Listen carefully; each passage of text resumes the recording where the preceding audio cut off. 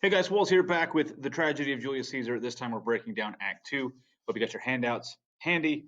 Wait, this says Act 3. It's going. Oh yeah, I gotta go all the way to the top. Okay, cool. Yeah, stop it. All right, so let's go back up to the top here. We gotta talk about Act 2, and there we go. All right, so I hope you've already watched Act 1. Now, Act 2 is all about the setup. So right out the gate here, we get Brutus. Now, this is called a soliloquy. You know, in in modern times, when we go to movies, we can have like a narrator. So if a character isn't speaking, we can still get a narrator like inside the character's head. But back then, if we wanted to know what a character was thinking, we had to hear it. So this is called a soliloquy. This is when like a character is just kind of talking, and we're meant to interpret that as like the character kind of thinking out loud. So this is Brutus reasoning why he has to kill his friend Caesar. So question number one says, why does Brutus believe Caesar must die? He says right here, it must be by his death. And for my part, I know no personal cause to spurn at him but for the general. He would be crowned. How might that change his nature? There's the question. So he's saying, I have no personal reason to kill Caesar, but I have to kill him for the general good, for like everybody. Now, this is key. He would be crowned. How that might change his nature, there's the question. It is the bright day that brings forth the adder, and that craves wary walking. Crown him that, and then I grant we put a sting in him, that at his will he may do danger with.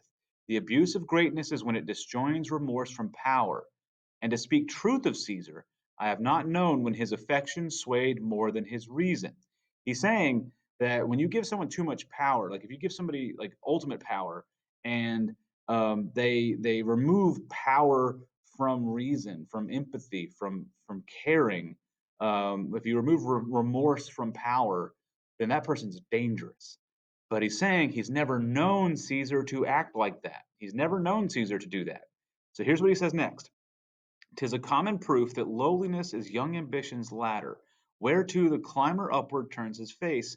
But when he once attains the utmost round, he then unto the ladder turns his back, looks in the clouds, scorning the base degrees by which he did ascend. So Caesar may, then lest he may prevent. So he's saying, okay, I've never known Caesar to be a bad dude, but we all know that when somebody climbs the ladder to ultimate success, that they don't turn back around and then help people up after them. They turn their back on the ladder and they go on. They abandon those that helped get them there. Now, this is key.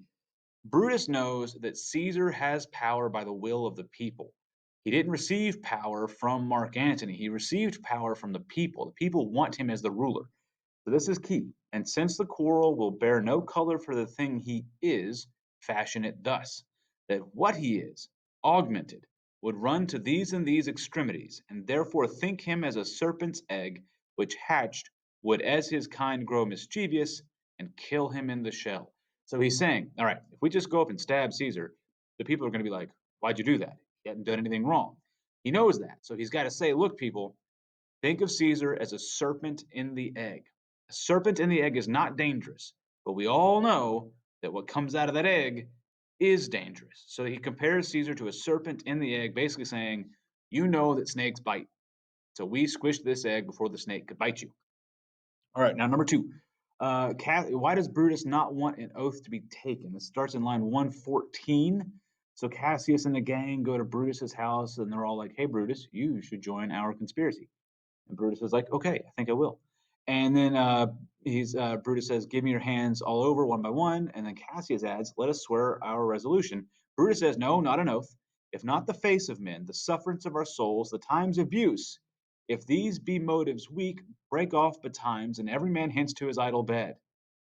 So basically, he's saying, no, we don't need to swear an oath. If what we're doing is really the right thing, if people really are suffering out there under the rule of Caesar, if stuff really is as bad as we say it is, then we don't need to swear an oath because there's nothing to snitch on, because the people will support us. If things really are that bad, we're not going to get in trouble, basically, is what he's saying. So we don't need an oath. There is no such thing as a snitch if no crime was committed. Okay, number three, why does Metellus want Cicero included? This is going to be a little farther down, like 144. Let us have him, for his silver hairs will purchase us a good opinion, and by men's voices to commend our deeds. So the public respects Cicero. I think he's a wise dude. His silver hair, age equals wisdom and all that. So think about this the next time, like, well, maybe you guys can relate to this. You know, people would assume, if you associate, if you bring like one responsible person with you to like a thing that you know is irresponsible, people are more likely to think that it's a good idea. Does that make sense? So basically, Metellus is saying people are more likely to trust that we're doing the right thing if we have this dude with us, if we have Cicero with us. All right, number 4, a little further down. Why does Brutus argue against killing Antony? Now, it's Cassius's idea to kill Antony. Keep that in mind. Cassius is like, if we kill Caesar, we got to kill Antony because Antony is loyal to Caesar. And Brutus is like, no, no, no, no, no. Our course will seem too bloody, Caius Cassius, to cut the head off and then hack the limbs. So basically, he's saying like, in this metaphor, once you behead someone, it's weird and gross to keep hacking at them. So he doesn't want people to think that they are butchers. He views what he's doing as a sacrifice. He's saying, hey, listen, we are sacrificing Caesar for the betterment of Rome. Like what we're doing is bloody and ugly, and people may not understand, but it's for the greater good. If we just go off and start killing Antony and all of Caesar's political followers, that makes what we're doing bad. It makes it evil. It makes it wrong. Okay, number 5. What does Calpernia want Caesar to do? This goes all the way to the end here, line 30 of the next scene. We're going to come back and talk a little bit about, not this scene. Yeah, this scene right up here with Portia here in a minute. Let's talk about this though. So Calpurnia basically says she wants Caesar to stay home because she had a dream, and in that dream, Caesar was like there was a statue of Caesar, and it was just like spouting blood from a bunch of different holes, and so Calpurnia is like, so she thinks she's having these dreams because like the gods are like trying to show her something. This is key lines right here. Caesar's like, I'm gonna go, I'm going. And Calpurnia says, when beggars die, there are no comets seen. The heavens themselves blaze forth the death of princes. Basically, she's saying, like, when regular people die, the heavens don't send any signs or symbols or anything like that. But when like greatness is at stake, when great people are in danger, the heavens blaze. So Caesar says this: cowards die many times before their deaths. The valiant never taste of death but once. So key right there. That's another famous line from this play. Cowards die many times before their deaths. He's saying that each time you back away from something because of fear, that's like a metaphorical death. So over the time, cowards die many times metaphorically, but those who are brave and stand up and face the challenges die only once. And in that case, it'd be like the real one. It's like that saying, what doesn't kill you makes you stronger, unless it kills you. In this case, it does end up killing Caesar. Okay, cool. All right, let's go to the other side. And I want to talk about Portia first real quick, because Portia and Calpurnia are the wives. Calpurnia is Caesar's wife. Portia is Brutus's wife. And Portia, she has a rough go of it in this play. And we'll talk a little bit about that. But basically, Portia knows that Brutus is upset. She can tell by his countenance and just the way he's acting that he's really struggling with this. She doesn't know what he's up to, but she knows that he's struggling.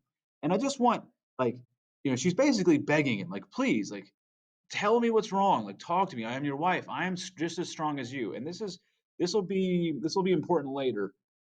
But right here, to prove, she says, I grant that I am a woman. In this culture, women were not as strong as men, or they were not viewed to be as strong as men.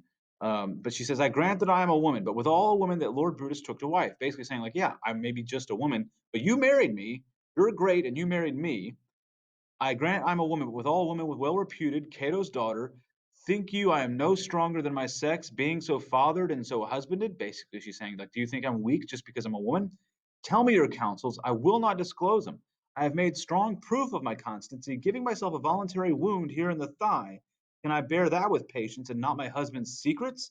And Brutus says, oh, ye gods, render me worthy of this noble wife. So Portia is basically saying, listen, I know you're troubled, but I am just as strong and wise as you. And to prove it, stab myself in the thigh. And she's saying, if I can stab myself in the thigh and not like, go crazy, then you can, I can definitely handle what you've got going on. So Portia really loves Brutus, and she really wants to be a part of his life. because she knows that something's really wrong here. And I'm just wondering if maybe if Brutus had like Portia, here's what's going on, if Portia wouldn't have been able to maybe talk him out of it. Just like Calpernia is trying to talk Caesar out of going to the capital where he will die. Portia is like, tell me what's wrong. Maybe if maybe if these dudes had listened to their wives, none of this ever would have happened. I don't know. Anyways, okay. Let's talk about this handout. All right, so we're talking about cause and effect. So this is all about Act 2 is all like, we know Caesar's going to die, but here's what happens, and here's what happens because of that. So the cause of Calpernia asking Caesar not to go to the forum is the dream she had. The effect is he says he's going to stay home. Now let's go down here to Decius interprets Calpernia's dream.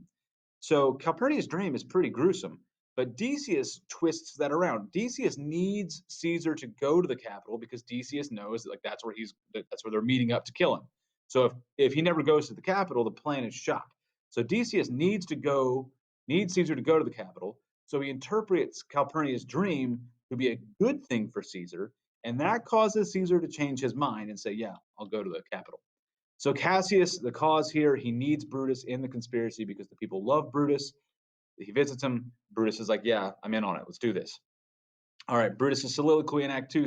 This is the one where he's like, it must be by his death and that kind of stuff. So Brutus knows that the people have chosen Caesar, and he's worried that given too much power, Caesar will become corrupt and dangerous. And so the effect is Brutus decides he must kill him. Artemidorus. Let's go talk about Artemidorus all the way down in the last scene of the act. Let's see here. Where is it? Artemidorus has a letter, and this letter literally tells Caesar, like, don't trust these people. They're going to kill you. So Artemidorus attempts to see Caesar because he has this letter, and then the effect is, the effect of that would be that maybe Caesar would be saved, except we don't know if that happens yet. So that's like the end of the act. All right, guys, tune in for Act 3 coming later.